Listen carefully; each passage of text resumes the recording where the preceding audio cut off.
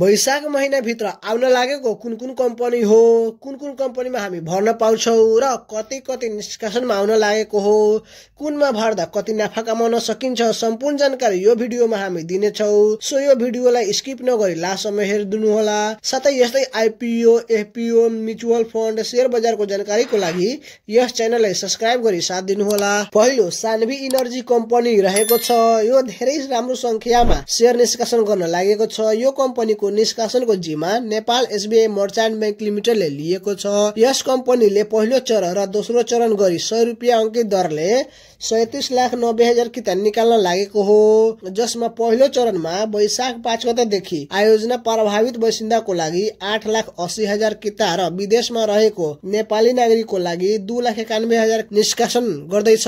यसमा वैदेशिक रोजगारमा रहेको नेपालीलाई 19 गतेसम्म भर्ने डेट रहेको छ, तर आयोजना प्रभावित बासिन्दाको लागि 19 गतेसम्म डेट भए तापनि आवेदन नपरेमा जेठ 4 गतेसम्म लम्बिने छ।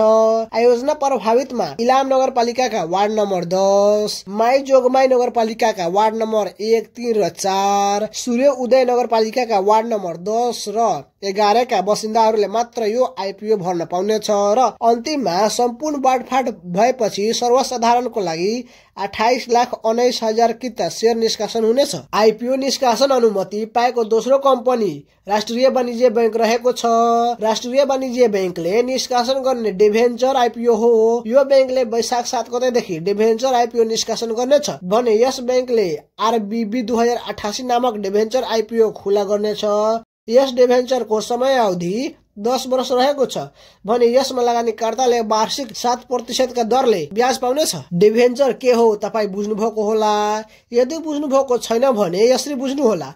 डिभेन्चर एउटा फिक्स डिपोजिट जस्तै हो जुन एक निश्चित समय अवधिको लागि रहेको हुन्छ र वार्षिक 7% का दरले ब्याज दिन्छन्, तर यसलाई बीचमा बेच्न चाहेकोमा अन्य शेयर खरिद बिक्री गरे जस्तै गर्न सकिन्छ।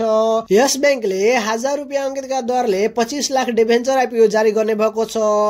बैंकले कुल निष्कासनको 15 लाख व्यक्तिगत तर्फबाट बिक्री गर्ने छ भने बाँकी 10 लाख एकाइ सर्वसाधारण लगानीकर्ताले छुट्याएको छ। सर्वसाधारण लगानीकर्ताको लागि छुट्याएको कुल एकाइको 5%ले हुन आउने 50,000 किता ऋण पत्र सामूहिक लगानी कोषलाई बाँडफाँड गर्ने छ र बाँकी रहेको 9,50,000 मा सर्वसाधारणले आवेदन दिन पाउने छ। लगानीकर्ताले मिनिमम 25 किताको लागि र म्याक्सिमम सम्पूर्ण किताको लागि आवेदन दिन पाउने छ। यसरी वैशाख 3 गतेदेखि रिलायबल समृद्धि योजना नामक राम्रो म्युचुअल फन्ड आइपीओ आउँदैछ, जुन इन्सुरेन्स सेक्टरको पहिलो म्युचुअल फन्ड आइपीओ रहेको छ। यो म्युचुअल फन्ड 10 वर्ष अवधिको लागि रहेको छ भने यो क्लोज इन्डेड म्युचुअल फन्ड रहेको छ। तपाईहरूलाई थाहा होला कि म्युचुअल फन्ड ओपन इन्डेड र क्लोज इन्डेड गरेर दुई प्रकारको हुन्छ।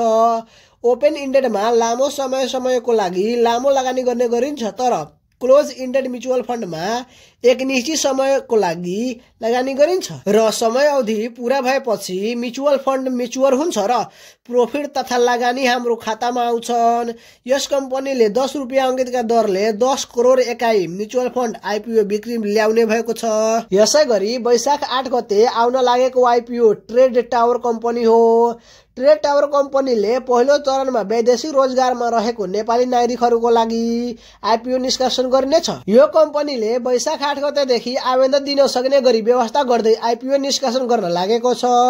यस कम्पनीले 100 रुपियाँ अंकितका दरले 49,71,693 किता शेयर निष्कासन गर्नको लागि अनुमति पाएको थियो। सो मध्ये कम्पनीले पहिलो चरणमा विदेशमा रहेको नेपाली नागरिकको लागि 3,97,169 किता आइपीओ निष्कासन गर्नेछ।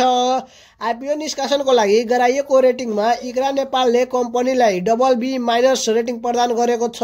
यसले कम्पनीको दायित्व वहन गर्ने क्षमतामा मध्यम जोखिम रहेको जानकारी गर्दछ। तर जे भए तापनि आइपीओ भर्न नबिर्सनु होला, किनकि आइपीओले तपाईको 1000 को लगानीले नदिए पनि 5,000, 6,000, 7,000 सम्म प्रॉफिट दिने नै छ।